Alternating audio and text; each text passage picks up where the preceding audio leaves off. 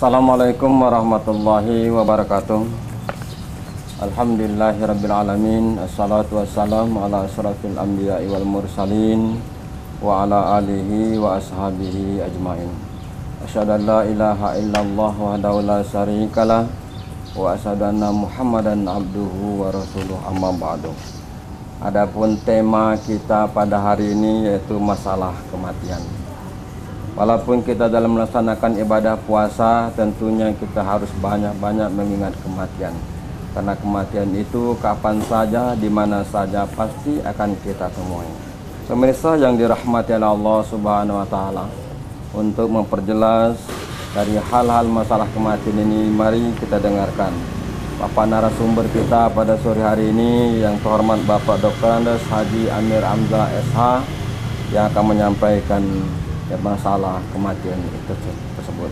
Waktu dan tempat kami persilahkan. Terima kasih. Assalamualaikum warahmatullahi wabarakatuh. Waalaikumsalam warahmatullahi wabarakatuh. Alhamdulillahilladzi khalaqal mauta wal hayata liyabluwakum ayyukum ahsanu amala wa huwal azizul ghafur. Asyhadu an la ilaha illallah wahdahu la syarikalah, la haula wala quwwata illa billah, wa asyhadu anna Muhammadan abduhu wa rasuluhu la nabiyya ba'dah. Allahumma salli ala sayyidina Muhammad wa ala ali sayyidina Muhammad, amma ba'd. Bismillahirrahmanirrahim. Kullu nafsin za'iqatul maut. Tiap yang hidup pasti akan merasai kematian. Summa ilaina turja'un. Kemudian kepada kami kamu dikembalikan. Termaktub di dalam surat Al-Ankabut 57. Jamaah rahimakumullah, RBTV yang dirahmati oleh Allah.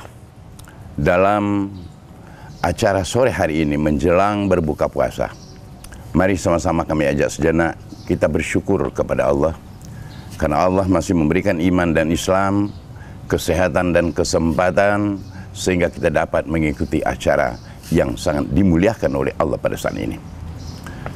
Jamaah RBTV yang dirahmati oleh Allah, bicara tentang kematian. Bicara tentang kematian adalah sangat misteri dalam kehidupan umat manusia. Kenapa kami katakan misteri? Karena manusia tidak pernah tahu di mana ia akan mati. Manusia tidak pernah tahu kapan dia akan mati. Dan manusia tidak pernah tahu penyakit yang mana yang membawa kematian tersebut.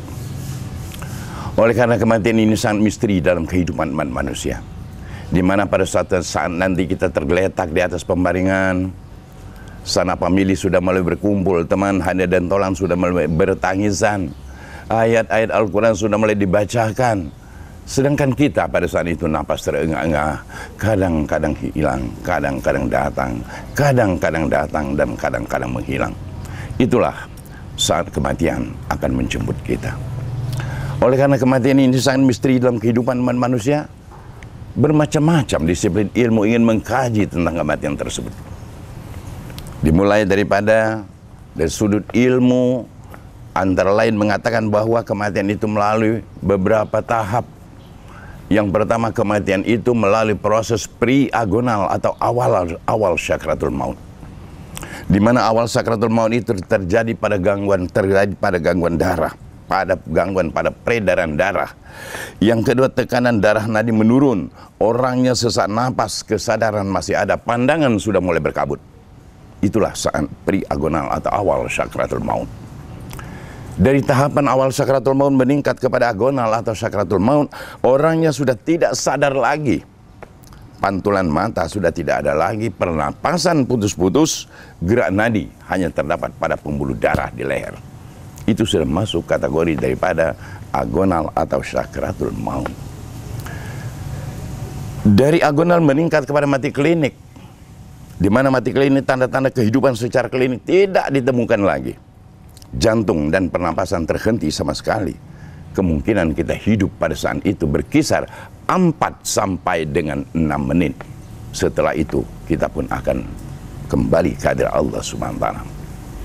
Dari mati klinik meningkat kepada fase yang keempat disebut dengan mati biologi. Tertutup pintu untuk hidup, terhenti pengetahuan umat manusia. Mulai saat itu terjadi pembusukan pada sel-sel otak. menjalar kepada seluruh pembuluh darah, merusak semua sistem yang ada dalam tubuh manusia, sehingga seluruh organ-organ di dalam tubuh manusia tidak berfungsi sama sekali. Itulah disebut dengan kematian. Napas terhenti, tangan tidak bisa bergerak, mata tidak bisa melihat, telinga tidak bisa mendengar, dan lain-lain sebagainya. Itulah kematian dalam pandangan ilmu kesehatan. Tapi kematian demikian ini belum menyentuh pada tingkat kerohanian. Oleh karena belum menyentuh pada tingkat kerohanian, tampil para golongan-golongan agama mengkaji tentang masalah kematian tersebut. Mengingat waktu, kita akan melihat bagaimana proses daripada dalam kajian agama Islam. Pada waktu kita tergeletak di atas pembaringan tadi, pada saat itu proses kematian pun akan sampai kepada kita, di mana pada waktu itu turun anak buah malaikat maut, memeriksa seluruh pembuluh darah, siap menerima kematian. Setelah bersamaan dengan itu turun pula 4 malaikat. Yang pertama adalah malaikat pengatur makanan, yang kedua malaikat pengatur minuman, yang ketiga malaikat pengatur ajal, dan yang keempat adalah malaikat pengatur daripada seluruh alam semesta, yang mana malaikat yang mengatur daripada. Dengan demikian pada waktu itu malaikat pengatur makanan pun berkata, sudah tidak ada sesuap lagi makanan untuk orang ini, sudah siap menerima kematian. Di samping itu turun pula bersamaan pada waktu itu 4 malaikat. Pertama malaikat pengatur makanan, dia berkata, sudah seluruh alam semesta ini tidak ada sesuap lagi makanan untuk orang ini, cocok dan menerima kematian. Bicara malaikat kedua pengatur minuman pun berkata, seluruh laut dan sungai sudah kami lihat tidak ada setetes lagi minuman untuk orang ini. Nyatanya orang mati itu rezekinya sudah habis. Oleh karena itu kami sarankan, jangan coba-coba mengambil rezeki banyak-banyak sekaligus. Jangan sampai kita mati lantaran rezeki sudah habis. Sudah banyak sekarang ini. Kalau tidak mati badan kita, mati karir. Ini satu kenyataan yang dapat kita lihat. Kenapa? Karena rezeki sudah habis. Malaikat ketiga pengatur ajal, pengatur napas pun telah berkata, napasnya akan berakhir. Sedangkan malaikat keempat pengatur ajalnya pun, pengatur ajal pun berkata ajalnya sudah datang. Berdasarkan 4 pernyataan malaikat tadi, maka anak buah malaikat maut mulai beraksi menarik roh manusia. Kalau kita lihat dalam satu keterangan hadis, Rasulullah mengatakan bahwa roh manusia itu dihisap min qadamaihi ila rukbatayhi. Roh itu dihisap dari telapak kaki, diseret ke atas sampai ke lutut. Sampai di lutut istirahat sejenak. Masuk petugas kedua menarik roh manusia min rukbatayhi ila batni sampai ke perut. Setelah itu keluar petugas yang ketiga, masuk petugas berikutnya menarik roh manusia min batnihi ila sudri sampai ke dada. Tatkala roh Rasulullah sampai di dada, maka Rasulullah berpesan pada waktu itu, usikum bis-shalah wa ma malakat aymanukum. Aku wasiatkan kepada kamu sekalian, jangan sia-siakan sholat, dan apa-apa menjadi bertanggung jawab kamu, hendaklah kamu laksanakan. Kenapa demikian? Seluruh perkataan yang keluar dari mulut kita, seluruh perbuatan yang kita lakukan, tidak ada yang tercecer sedikit pun dari catatan malaikat kiroman dan katibin. Di mana malaikat kiroman dan katibin, pada waktu kita duduk, dia berada di bawah kanan, di bawah kiri. Tatkala kita berjalan, dia berada di depan dan di belakang. Tatkala kita tidur, dia pun berada di ujung kaki dan ujung rambut. Tidak akan pernah tercecer sedikit pun setiap detik-detik perjalanan waktu yang kita lalui dari catatan malaikat kiroman dan katibin, yang pada saatnya nanti catatan tersebut dipersilakan kepada kita untuk membaca sendiri riwayat hidup kita tersebut. Oleh karena itu, jamaah RWTV yang dirahmati oleh Allah, dalam hidup dan kehidupan ini tidak ada jalan lain bagi kita. Kalau untuk Rasulullah, meninggalnya pun dipanggil oleh Allah Subhanahu wa Ta'ala. Kalau untuk kita diuji dan dicoba, pada saat kita akan meninggal nanti, di mana pamit seluruh anggota badan kita, antara tangan dengan kaki seluruhnya berpamitan. Saat berpamitan itu yang ditakutkan Rasulullah ialah pamitnya iman dari hati kita. Sehingga jangan sampai pada waktu kita akan mati, iman sudah keluar sedangkan kita belum mati. Dengan demikian pada waktu itu matinya nanti akan berakhir dengan syu'ul khatimah. Di samping itu yang kedua, di mana saat kita akan mati tersebut turun setan bernama Wasin. Dia akan datang seperti ibu kita, menggoda umat manusia agar syu'ul khatimah, membawa segelas air, minum nak, minum nak, minum nak. Kadang-kadang kita tergoda dengan godaan setan tersebut. Kalau itu dapat teratasi, dia datang lagi seperti bapak kita, membawa catatan riwayat hidup yang kita bacakan perjalanan hidup kita. Pada saat itu kematian kita temui, maka syu'ul khatimah. Karena itu Rasulullah mengatakan, Kalau orang sudah masuk tingkat agonal, tingkat sakratul maut, lakinu mautakum la ilaha illallah, ajari oleh kamu orang yang hampir mati itu dengan kalimat la ilaha illallah. Man kana akhiru kalamihi la ilaha illallah dakhalal jannah. Barang siapa yang akhir kalamnya dapat mengucapkan kalimat la ilaha illallah, masuk ke dalam syurga. Sekaligus orang yang dapat mengucapkan la ilaha illallah bentuknya adalah mati yang husnul khatimah, mati yang baik. Kenapa demikian? Bentuk kematian yang diuji dan dicoba ini ada yang husnul khatimah, ada yang su'ul khatimah. Yang husnul khatimah, Rasulullah memberi petunjuk bahwa apabila tepi dahinya berkeringat, matanya berair, bibirnya kering, bahya min rahmatillah qad nazala bi, rahmat Allah telah turun kepadanya, sebagai tanda orang husnul khatimah. Wa iza qatatitul mahlu, apabila saat kematian itu suaranya ngorok seperti orang tidur, kulit kemerah-merahan sampai kehitam-hitaman, bibir berkerut atau mengecil, bahya min azabillah qad nazala bihi, azab Allah telah datang kepada mereka. Dengan demikian, jamaah rahimakumullah, melalui tanda-tanda ini kita akan cepat dapat melihat apakah orang meninggal tersebut husnul khatimah atau syu'ul khatimah. Oleh karena itu tidak ada jalan lain bagi kita, karena hidup pasti akan mati. Hidup pasti akan mati di mana dan di kapan saja. Ainama takunu yudrikumul maut walau kuntum fi burujin musyayyada, di mana saja kamu berada tetap mati itu akan menemui kamu walaupun kamu bersembunyi dalam benteng yang sangat kokoh. Jamaah rahimakumullah, kematian adalah suatu pintu untuk kembali ke hadirat Allah Subhanahu wa taala. Dari kematian tersebut, setelah kita positif meninggal dunia, keluarga sudah mulai berkumpul melaksanakan fardu kifayah, maka kepada kita mulai dimandikan, dikafani, disembahyangkan dan dikuburkan. Jamaah rahimakumullah, maka pada waktu kita dibawa ke kubur, kita dibawa ke kubur pada waktu itu, dan pada saat-saat kita diiring menuju ke kubur, maka kalau orang yang meninggal itu dapat mengucapkan kalimat la ilaha illallah, maka dia berkata qaddimuni qaddimuni, cepat bawa aku dan cepat bawa aku. Tapi kalau sekiranya meninggal itu tidak dapat membaca kalimat la ilaha illallah menjadi syu'ul khatimah, maka dia pun berkata, ya wailaha aina tazhabun, celaka aku ini, kemana kamu banyak ini membawa aku. Inilah penderitaan akhirnya kita pun sampai di kubur.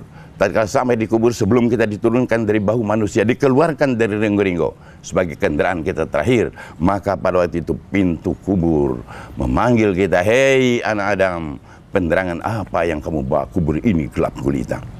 Hei anak Adam, perbendaharaan apa yang kamu bawa? Karena kubur ini sangat miskin. Hei anak Adam, hei anak Adam, penerangan apa yang kamu bawa? Kubur ini gelap gulita. Oleh karena itu, jamaah rahimakumullah, bagi kita tidak ada jalan lain mempersiapkan diri untuk menghadapi kematian tersebut. Setelah itu kita pun mulai dimasukkan keluarga kita, teman handai dan tolan, yang memasukkan kita ke dalam liang lahat bukan orang yang benci kepada kita, bukan musuh-musuh kita, tetapi orang yang paling sangat mencintai dan sangat menyayangi kita.